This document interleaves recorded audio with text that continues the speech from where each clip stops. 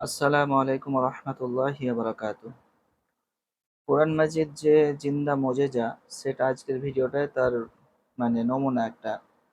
এমনিতে আমরা যদি কোরআন মাজিদের তর্জমা তফসির পড়ি, বিভিন্ন যে ঘটনা, অলৌকিক ঘটনাগুলো আল্লাহ তাআলা বলেছেন, সেগুলো তো অবশ্যই আছে।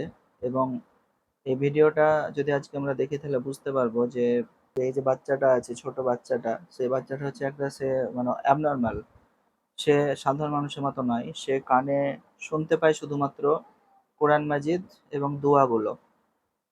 সে কোনো উত্তর দেয় না, সে কথা বলতে পারে না, পড়াশোনা কিছু পারে না। শুধুমাত্র সে কোরআন, সারাদিন শুধু সে কোরআন শোনে এবং দোয়াগুলো শোনে। তো আজকের অলৌকিক ঘটনাটা হচ্ছে কি, যেটা একটা ইরানের একটা শো, টিভি শো। তো সেখানে এই বাচ্চাটা কি করতে পারবে, যে কোরআন মাজিদ যেখান থেকে পড়া হোক না কেন, ওর সামনে কোরআন থাকবে এবং যেখান থেকে পড়া হোক না কেন, সে ওই পৃষ্ঠাটা খুলে দেবে। সে শুধু কোরআন ছাড়া কিছু শুনতে পায় না, মানে কিছু সে অনুভব করে না। তা আজকে চলুন আমরা এই ভিডিওটা দেখি। فَضَّلْنَا بَعْضَهُمْ عَلَى بَعْضٍ مِنْهُمْ مَنْ كَلَّمَ اللَّهُ وَرَفَعَ بَعْضَهُمْ دَرَجَاتٍ وَآتَيْنَا عِيسَى ابْنَ مَرْيَمَ الْبَيِّنَاتِ وَأَيَّدْنَاهُ بِرُوحِ الْقُدُسِ। सही है, सब लोग मिलकर गाते हैं, हौसला अफजाई करें।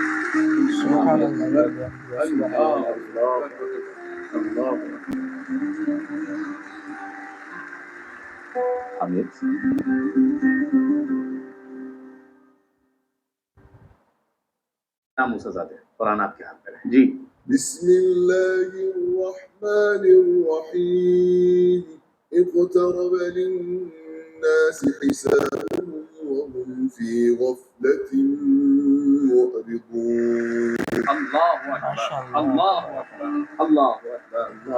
ना काबिल यकीन, हैरत अंगेज है, हैरत अंगेज है, हैरत अंगेज है। अल्लाह अकबर, अल्लाह अकबर, अल्लाह अकबर, अल्लाह अकबर। आगे बढ़े, आगे बढ़े, प्ले करें।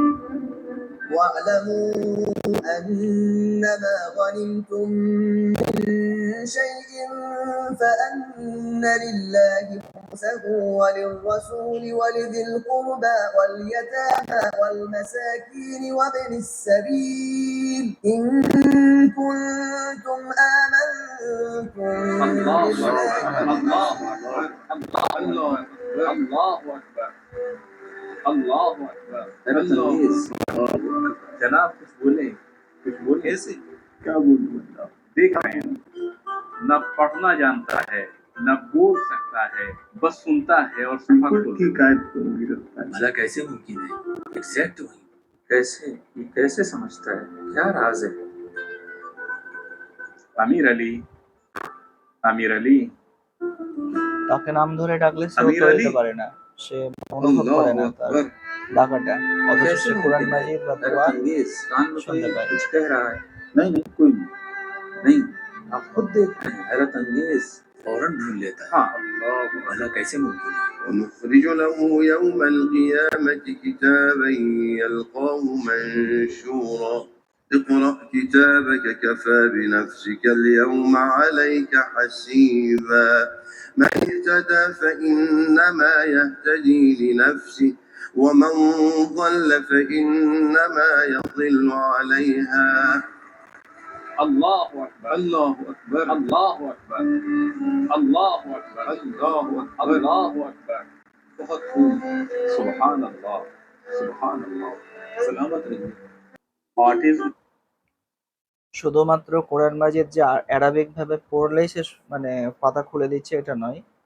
যদি কোনো আয়াতের তর্জমা তর্জমা মানে মিনিংটা, মানেটা যদি পড়া হয়, হয়তো সে তার সামনে কোরআনের একটা আয়াতের মানে পড়া হচ্ছে, তো তবুও সে কোরআন সেটা খুলে দেখে নিচ্ছে। এই আমরা যদি ইউটিউবে গিয়ে শুধু লিখি যে কোরআনটা জিন্দা মজিজা, তাহলে এই ভিডিওটা প্রথমে চলে আসবে। যারা ইচ্ছুক তারা দেখে নেবে। আর আমি সকলের কাছে এটা অনুরোধ, যে এই ধরনের নমুনা আমাদের কাছে আসার পরেও আমরা কোরআন থেকে কতটা দূরে। কোরআন মাজিদ আমরা পড়তে ইচ্ছুক নই। আমি সকলের কাছে এটা অনুরোধ করব, যে আমরা দুনিয়াবী শিক্ষার জন্য আমরা কত টাকা কত দিকে খরচা করি। আমরা এক একটা সাবজেক্টের জন্য আলাদা আলাদা টিউশন টিচার রাখি, অথচ যে কোরআন কিতাবটা আমার ইহকাল এবং পরকাল উভয় কালে প্রয়োজন, সেই কিতাবটা আমার পড়ার জন্য আমরা কোনো আমাদের কোনো হাফেজের কাছে যাই না, কোনো আলেমের কাছে যাই না। দুনিয়াবী শিক্ষার জন্য আমরা কত টাকা খরচা করছি, অথচ একটা যে মাওলানা সাহেবের কাছে আমি কোরআন শিখবো, তাকে আমরা 500 টাকা দিয়ে তার কাছ থেকে শিখবো বা 1000 টাকা দিয়ে শিখবো, এটা আমরা করি না। তো আমাদের এটা খুব খারাপ, এটা আমাদের খুব খারাপ একটা বিষয়। কোরআনের সঙ্গে যে রেহেলটা থাকে তারও একটা সম্মান আছে। আমরা মানে দুনিয়ার যত কাঠ আছে, তো সেই কাঠের জিনিসগুলো আমরা পা দিয়ে লাথ দিতে পারি, কিন্তু কোরআনের সঙ্গে যে রেহেলটা, কাঠের রেহেল বা প্লাস্টিকের রেহেলটা থাকবে, সেটাকে আমরা একটা যথেষ্ট সম্মান দিই। তাহলে কোরআনের সঙ্গে যার সম্পর্কটা লেগে আছে তাকে যদি আমরা একটা সম্মান দিই, আমরা যদি কোরআন পড়ি, তাহলে আমার সম্মানকে আল্লাহ বাড়িয়ে দেবেন না? অবশ্যই বাড়িয়ে দেবেন। কোরআন মাজিদ এমন একটা কিতাব যেটা সব থেকে বেশি ট্রান্সলেট হয়, সব থেকে বিভিন্ন ভাষায় লেখা হয়। কোরআন একমাত্র কিতাব যেটা সব থেকে বেশি পড়া হয়। কোরআন একটা কিতাব যেটা সব থেকে বেশি বিক্রি হয়। কোরআন মাজিদ একমাত্র কিতাব যেটা প্রথম থেকে শেষ পর্যন্ত মানুষ মুখস্থ করতে পারে। আর 6-7 বছরের একটা বাচ্চা, তাকে হিফজের লাইনে, হাফিজের লাইনে গেলে 3-4 বছরের মধ্যে সে পুরো কোরআনটা হিফজ করতে পারে, মুখস্থ করে নিতে পারে। কোরআনটা একমাত্র কিতাব যেটা সব থেকে বুঝে পড়া হয়। কোরআনটা একমাত্র কিতাব যেটা সব থেকে না বুঝেও পড়া হয়। কোরআন মাজিদে এমন কিছু কিছু অক্ষর আছে, যেমন শুরুতে যেগুলো থাকে আলিফ লাম মিম, এইগুলোকে বলা হয় হুরফে মুকাদ্দাত। অর্থাৎ এটা যদি আমি এই মিনিংটা আল্লাহ তাআলা এবং আল্লাহ রাসূল সাল্লাল্লাহু আলাইহি ওয়াসাল্লাম আমাদেরকে বলেননি। তো আলিফ লাম মিম, এখানে 10 10 10 তিনটে অক্ষর আছে, একবার পড়লে 30 নেকি হবে। তাহলে এখান থেকে বোঝা যায় যে কোরআন আমি বুঝে পড়লেও নেকি পাবো, না বুঝে পড়লেও নেকি পাবো। এটার মানে সেটাই। তো আমরা কোরআন মাজিদ আমরা যারা পড়তে পারি না, তাদের কাছে আমার অনুরোধ যে আমরা একটা ইমাম সাহেবকে, আমরা গ্রামের ইমাম সাহেবকে যথেষ্ট পরিমাণ তাকে খরচা দিয়ে, টাকা পয়সা দিয়ে 4 মাস 5 মাস হোক, তার কাছে আমি কোরআন শেখার চেষ্টা করবো ইনশাআল্লাহ, যাতে পরের রমজান মাসে ইনশাআল্লাহ আমরা যেন রমজান মাসের আগেই যেন আমরা কোরআন পড়তে পারি।